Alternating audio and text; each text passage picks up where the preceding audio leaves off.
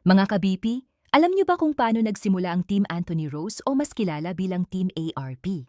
Katulad ng karamihan sa ating mga magkakarera, nagsimula ang lahat dahil sa pagmamahal sa karera na namana nila sa kanilang ama. Noong panahon niya, kilala siya sa kanilang lugar bilang isang taong kahit laging natatalo, hindi sumusuko at patuloy pa ring lumalaban sa bawat karera.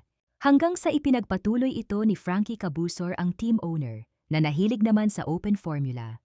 Taong 2017 nang unang sumabak ang Team Anthony Rose sa Talisay, Batangas.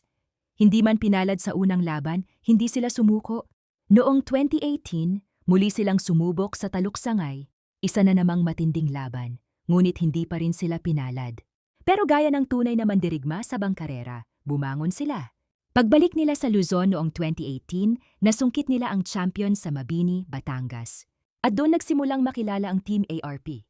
Taong 2019 naman, nagtala sila ng sunod-sunod na panalo mula sa Pinamukan, Batangas, Masantol, Pampanga at Lobo, Batangas.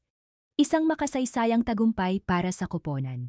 June 2019, nakuha nila ang second place sa Pioneer National Bangkarera.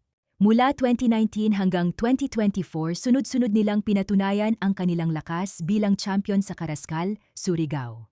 At mula 2022 hanggang 2024, sila rin ang naging Crest Cup Regional Champion ng Region 8, pati na rin Crest Cup National Champion sa parehong mga taon. Hanggang ngayon, patuloy pa rin ang Team Anthony Rose sa pagsuporta, pakikilahok at pagbibigay inspirasyon sa mundo ng bangkarera dito sa ating bansa. Mula sa Bangkarera Philippines, proud kami sa lahat ng inyong achievements at dedikasyon sa sport na ito. Hanggang sa susunod pang mga karera, Team ARP. Nais nyo din bang magbahagi ng inyong kwentong bangkarera? I-message lang ang Bangkarera Philippines.